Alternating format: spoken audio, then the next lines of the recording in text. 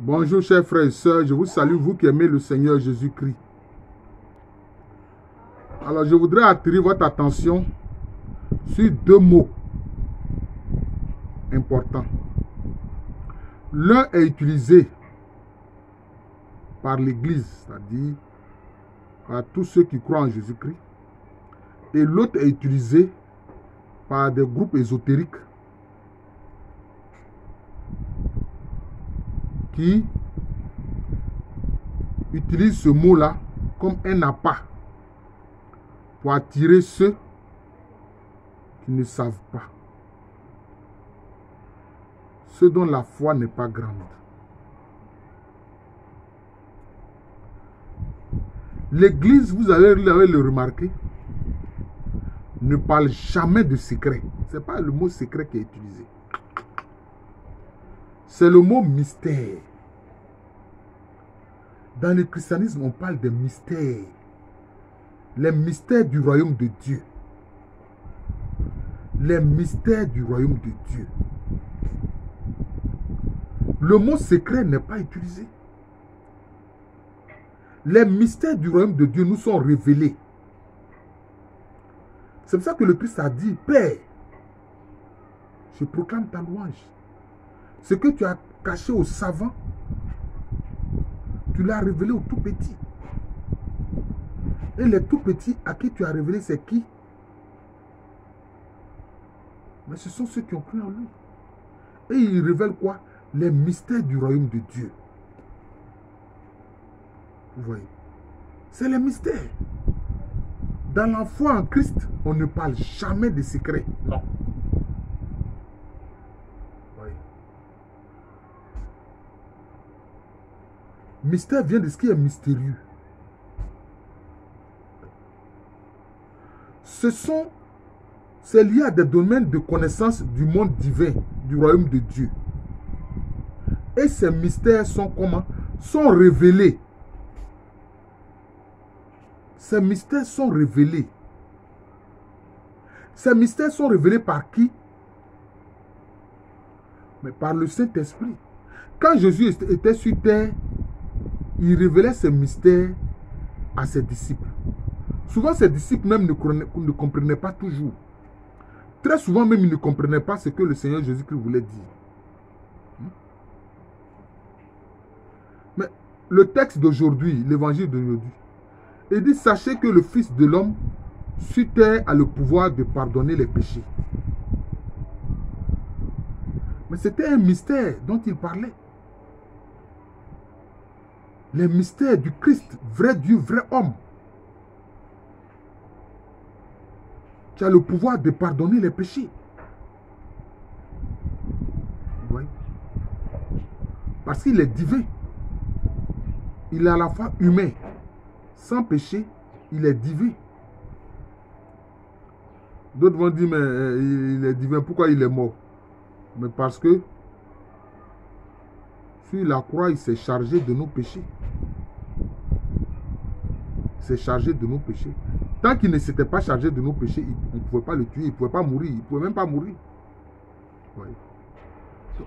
Par cela, par ses paroles, il révélait sa divinité.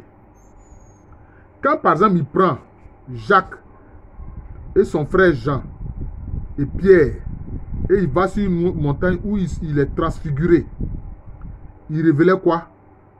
Le mystère de sa divinité. Il révélait sa divinité.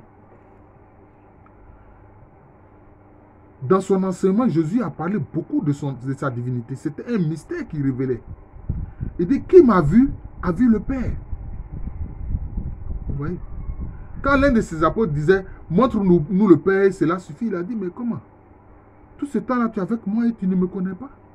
Mais qui m'a vu, a vu le Père. Donc, qui m'a vu, a vu Dieu. C'est ce qu'il veut dire. Qui m'a vu, a vu Dieu. Donc, il révélait les mystères. J'ai entendu une fois un prédicateur musulman prétendre que oui, le concile de Nicée, Constantinople, c'était pour aller imposer l'idée que Jésus est Dieu. Comment on peut imposer une idée à quelqu'un? On ne peut pas imposer une idée à quelqu'un. Même si tu le tues et puis il répète ce que tu dis, mais dans son cœur, s'il ne croit pas, n'a pas pu lui imposer cela. Jésus-Christ lui-même le dit. Il révèle ses mystères. Quand il a demandé à ses apôtres de le devancer en montant sur la barque pour aller sur l'autre rive là-bas, et que lui, par la suite, alors que la nuit tombait, il a marché sur les eaux pour venir vers eux. Mais eux-mêmes, ils se sont dit, mais ils se sont étonnés. Ils disent, mais qui est celui-là? Quand il a parlé à la mer et au vent pour dire silence, au moment où il dormait dans la barque, puis ses disciples l'ont réveillé bruyamment pour dire, mais Seigneur, nous périssons. Mais après, ils se sont dit, mais qui est celui-là? À qui même le vent, l'océan, enfin la mer lui obéissent. Il manifestait sa divinité. Donc, c'est pour ça que Paul nous fait comprendre que le mystère de Dieu là, c'est la personne du Christ Jésus. C'est tout. Le mystère de Dieu, c'est le Christ Jésus. C'est pour ça qu'il a dit, Paul a dit, mon ancienne position de pharisien, fils de pharisien, ayant des connaissances de la Torah et de la Kabbale que mon maître Gamaliel m'a appris, mais quand j'ai rencontré le Christ, j'ai considéré tout ça comme des balayures. Parce que par le Christ Jésus, il est rentré dans les vrais mystères de Dieu. Maintenant, frères, voyez-vous, les organisations ésotériques, vous les connaissez, hein? Parce que dès qu'on dit leur nom net, ils se fâchent. Que ce soit la franc-maçonnerie, que ce soit le rosicrucianisme, hein? Et tous ces groupes ésotériques, Sahaja Yoga, etc. Il y en a beaucoup. Et ils vous parlent de secrets. Maintenant, ils disent quoi? Que ces secrets-là, que c'est eux qui sont des initiés là, c'est eux qui vont vous montrer ces secrets-là. Mais l'initiation secrète et chrétienne, c'est quoi? C'est le baptême. Mais aucun chrétien ne viendra dire à son frère chrétien que je vais te montrer un secret. Non. Il va te parler des mystères de Dieu. Il va te dire, demande à l'Esprit Saint de te révéler les mystères. C'est pour ça que Jésus a dit, ne vous inquiétez pas. Je pars, mais je vous laisse un autre moi-même, qui est le Paraclet, l'Esprit de vérité, qui vous fera savoir tout ce que vous voulez savoir. Ouais. Qui vous fera savoir tout ce que vous voulez savoir. Ça fait référence à quoi? À la connaissance des mystères du royaume de Dieu. Mais ces groupes ésotériques, ils vont vous dire, oui, nous on est initiés. Viens, on va t'initier. On va te montrer les vrais secrets. On va te montrer des secrets. Ce qui est secret, c'est quoi? C'est ce qui est caché. C'est ce qui est caché. Et maintenant, d'après eux, pour te révéler ces secrets, enfin, pour te dire ces secrets, pour te parler de ces secrets, parce que ce n'est même pas une révélation, pour te parler de ces secrets, ils disent non, il faut entrer dans leur organisation. Là. Voilà. Il faut entrer dans leur organisation. Il faut te faire initier dans une loge de la franc-maçonnerie. Il faut te faire initier dans un des domaines de la Rose-Croix, parce que les maisons, ils appellent ça des domaines, etc. Et ils vont te faire connaître des secrets. Mais ne faut pas te tromper, frère. Il ne faut même pas écouter ce qu'ils disent. Parce que le secret dont ils parlent là, c'est pour te montrer comment faire sortir ton âme de ton corps. Cela ne fait pas de toi un homme meilleur. Tu as sorti ton âme de ton corps, et puis quoi? Et puis quoi? Mais ce qu'on appelle les sorciers endiémés, qui mangent le cordon d'argent des gens pour les tuer, là. Leur travail, c'est de sortir de leur corps. Leur travail, c'est de sortir de leur corps. Donc, ceux qui enseignent cela dans ces réseaux ésotériques, là, ne font que faire ce que les sorciers font, les sorciers mangeurs de cordon d'argent. Oui. Donc, c'est de ça qu'il s'agit. Ils vont te parler des secrets. Et avec ce mot-là, ils vont t'attirer. Parce que quand on dit un homme, ah, on va te faire connaître un secret qui va te donner des pouvoirs. Immédiatement, tu entres là-bas. Et quand tu vas rentrer dedans, le secret c'est quoi? C'est pour te faire sortir de ton corps. Pour rencontrer ceux qu'ils appellent les maîtres ascensionnés. Les maîtres ascensionnés. Et ils en ont plusieurs. Maître Koutoumi, Maître Mouria, Maître Moïse qui n'est pas le prophète Moïse du judaïsme, Maître Jésus qui n'est pas le Seigneur Jésus-Christ, notre Seigneur et notre Dieu, là, c'est pas lui. Celui qu'ils appellent Maître Jésus, etc. Et ils disent que ces maîtres-là vont t'enseigner des secrets.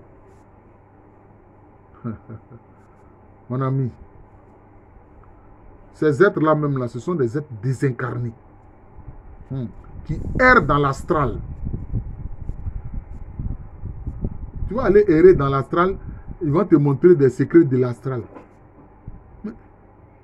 C'est le secret des âmes perdues et éperdues. Tu comprends? Donc si on te dit le mot secret, là où on va te... Tous ceux qui vont te parler de secrets là, éloigne-toi d'eux. Éloigne-toi d'eux. Frère, il faut t'éloigner d'eux. Dans la foi en Jésus-Christ, on parle des mystères du royaume de Dieu. Les mystères du royaume de Dieu.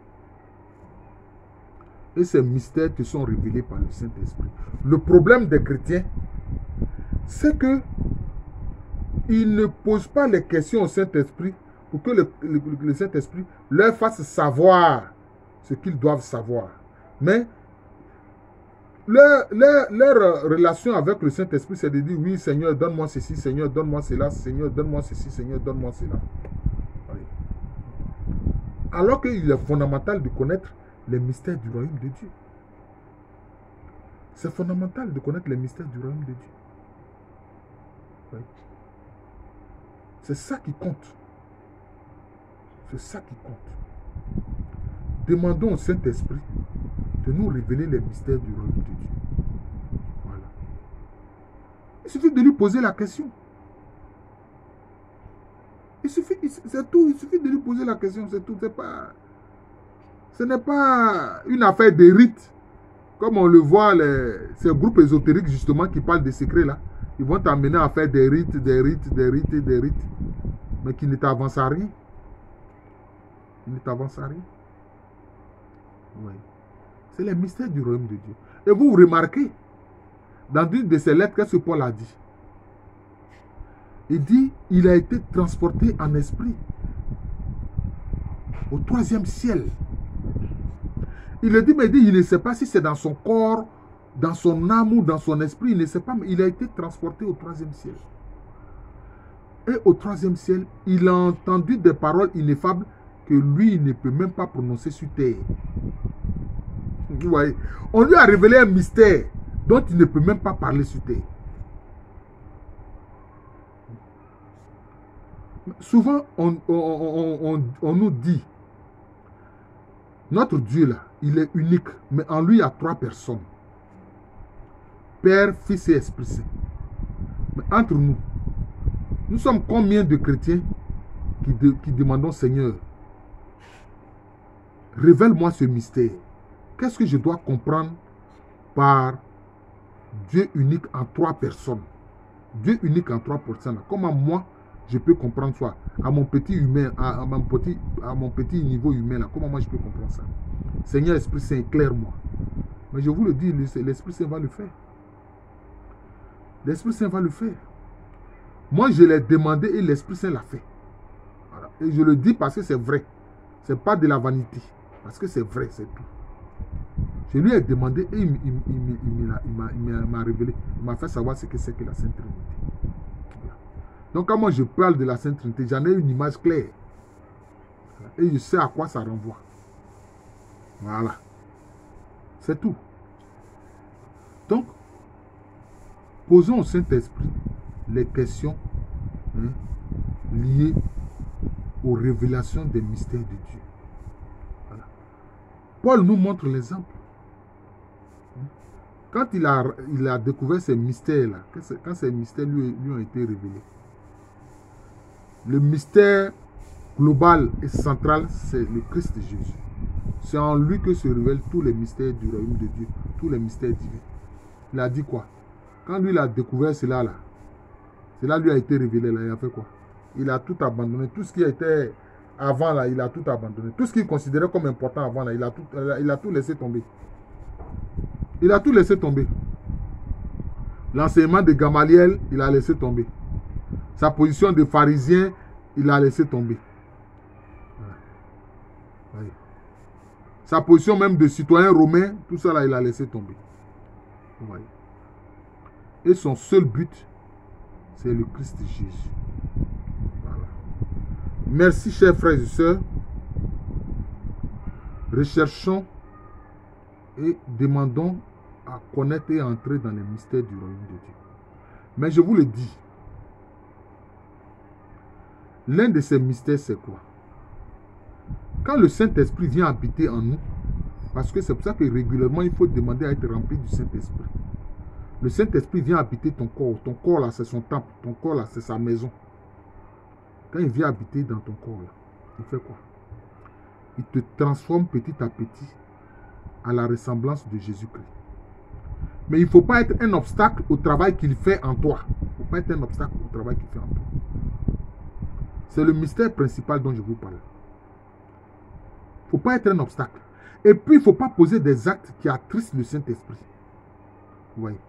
Parce que le Saint-Esprit, en toi, agit comme une mère qui veille sur son enfant. Vous voyez? Pour qu'il grandisse. Pour qu'il devienne fils. C'est pour ça que Paul a parlé de Ouios. Il va quitter l'état d'enfant, de bébé technon, pour passer à l'état de Ouios, pour devenir fils. Parce que le fils, lui, il peut manger des aliments solides. Mais l'enfant, le bébé, là, il ne peut pas manger des aliments solides. Lui, c'est le lait seulement, il prend.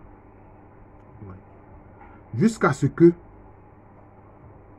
le Saint-Esprit, maintenant, fasse que tu sois à la ressemblance de Jésus-Christ. C'est-à-dire que tu deviens une copie de Jésus-Christ. Tu deviens ce que moi j'appelle un CDJ. Copie de Jésus. C'est ce que le Saint-Esprit fait. C'est là l'aspect fondamental du mystère de la vie chrétienne. Et alors, comme Paul, tu pourras dire, ce n'est plus moi qui vis. C'est Christ qui vit en moi. Ce n'est plus moi qui vis. C'est Christ qui vit en moi. Qui m'a vu, a vu Jésus. Parce que je suis une copie parfaite de Jésus. C'est ça. C'est le travail que le Saint-Esprit fait. Alors nous devenons copie de Jésus. C'est cela. Nous devenons copie de Jésus. C'est ça le mystère. C'est l'un des grands mystères. Vous voyez. De la foi chrétienne. Et non pas aller chercher des secrets ésotériques. Des secrets ésotériques qui ne mêlent nulle part. Voilà. Et vous avez vu, quand Pierre est devenu semblable à Jésus-Christ, quand il passait, même son ombre guérissait les malades. Son ombre simplement, là, ça guérit les malades. Voilà. Et Paul, quelquefois, les mouchoirs qu'il a utilisés pour s'éponger, les gens prenaient ça pour aller toucher les malades et les malades guérissaient. Vous voyez. Et c'est pourquoi aussi, les saints qui ont quitté cette terre, qui sont dans la félicité du Christ, qui sont à la ressemblance de Jésus-Christ, mais ils continuent de faire des miracles encore. C'est comme ça. Padre Pio continue de faire des miracles. Et il est vivant. Moi, l'avorton, Padre Pio est venu à moi. Et l'enseignement qu'il m'a donné, c'était l'un des mystères pour me faire comprendre que Dieu, là, il veut habiter en moi. Voilà. Que Jésus-Christ, là, il veut vivre en moi. C'est l'enseignement que Padre Pio est venu me donner. Je n'avais jamais, en ce moment, avant, je n'avais jamais entendu parler de lui. C'est l'enseignement qu'il est venu me donner. Voilà. Et ces saints sont à la ressemblance de Jésus-Christ. C'est comme ça. La tombe de Saint Charbel Maklouf, qui est de l'église maronite, qui fait partie de l'église catholique. Sa tombe est dans une ville du Liban qu'on appelle Anaya. Mais jusqu'aujourd'hui, ceux qui vont sur sa tombe pour prier le Seigneur et demander l'intercession de Saint Charbel Maklouf pour obtenir quelque chose, jusqu'aujourd'hui, les miracles se produisent. C'est comme ça. Les miracles se produisent à Lourdes. Partout où il y a eu les apparitions attestées de la Vierge Marie, des miracles se produisent. Parce qu'elle est vivante en Christ Jésus. Elle est dans la félicité de Dieu.